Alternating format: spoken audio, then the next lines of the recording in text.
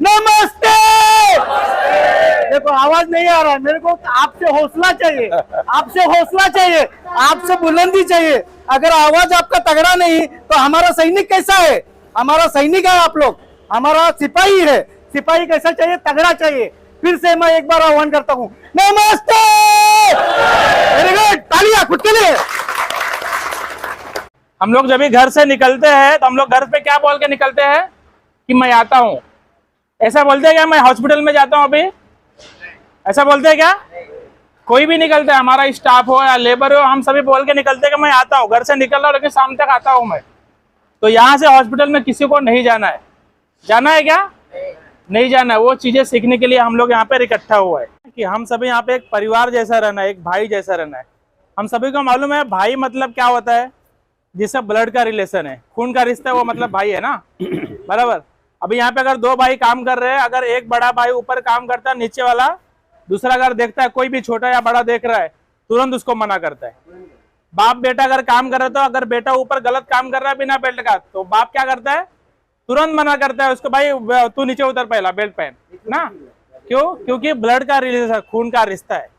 तो हम सभी को मालूम, हम सभी भाई भाई कैसा है, खून का रिश्ता तो नहीं है लेकिन खून बनाने वाले के रिश्ते से हम सभी भाई भाई है, बराबर है ना। बनाने वाला एक ही है, कोई दुनिया में फैक्ट्री नहीं बनी जो ब्लड बनाता है, बराबर है। और जो सुप्रीम पावर है वो एक ही है, धर्म अलग रहने दो लेकिन इंसान एक ही है, ठीक है। हर एक इंसान भाई भाई है। तो भाई समझ के एक दूसरे का हेल्प करना है, एक दूसरे को मदद करना है। कोई भी रिस्क में दिखता है तुरंत उसको बोलना है। हम सबको मालूम है कोई भी आदमी गलत काम कर रहा है, 10 लेबर है वहां पे, सेफ्टी वाला देखता है तभी उसको बोलता है बेल्ट लगाओ, बाकी 9 के 9 वहां पे अपना काम कर रहे हैं। ये तो कई बार क्या होता है, साहब लोग का आके आप देखते हो तो हेलमेट डालते हो, वैसा करके कुछ मतलब है ही नहीं। वो खुद को समझना चाहिए कि हेलमेट हमको पहनना है। देखो हम लोग सोसाइटी में अपने क्या करते हैं, हम लोग गांव से है ना, गांव में जो तालाब रहता है, तालाब के किनारे अगर हमको कोई छोटा बच्चा टहलते हुए दिख जाता है तो हम लोग क्या करते हैं?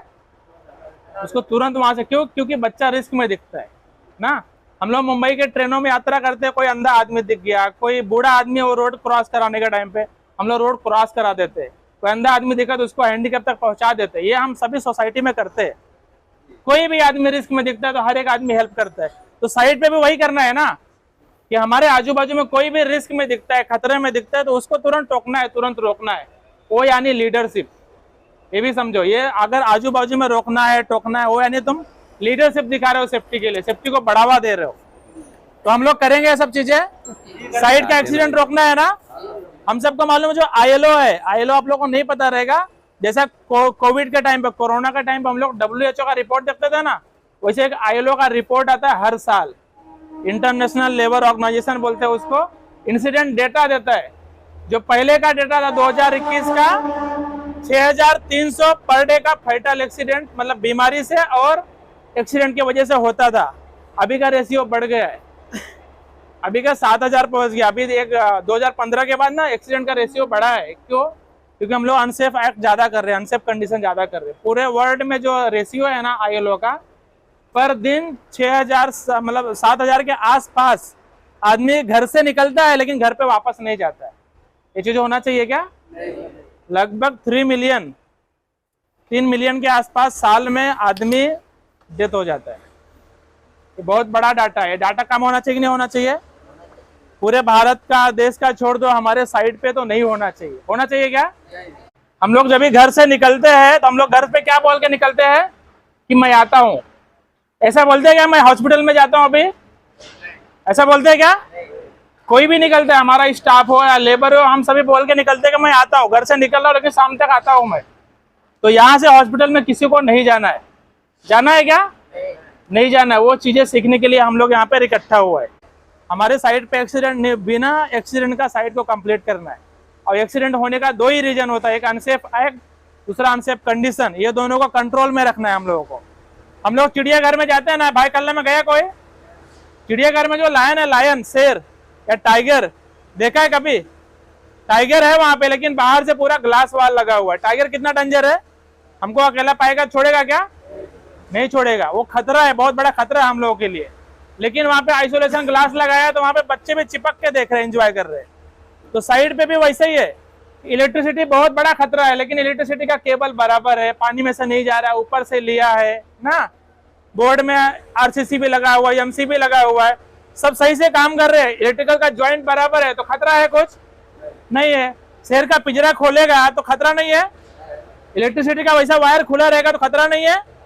खतरा इंसान के पास इतना बुद्धि है, बड़े बड़े चीजों को कंट्रोल में रखा है, तो हम सब कंट्रोल नहीं कर सकते, साइड पे कर सकते हैं। अनसेफ एक्ट और अनसेफ कंडीशन कंट्रोल कर लिया हम लोग तो एक्सीडेंट कंट्रोल में हो जाएगा, ठीक है, तो वो हम लोग करेंगे अभी। और मैं साहब लोगों से रिक्वेस्ट कर, हेलो नमस्कार दोस्तों, यहाँ पे मंच पे उपस्थित ग्राउंड ऑनटी के स्टाफ, गायत्री के टीम मेंबर स्टाफ, सबसे अनुमति लेके मैं आपसे 2 शब्द बोलना चाह रहा हूँ, पर आप सुनने के लिए रेडी है क्या?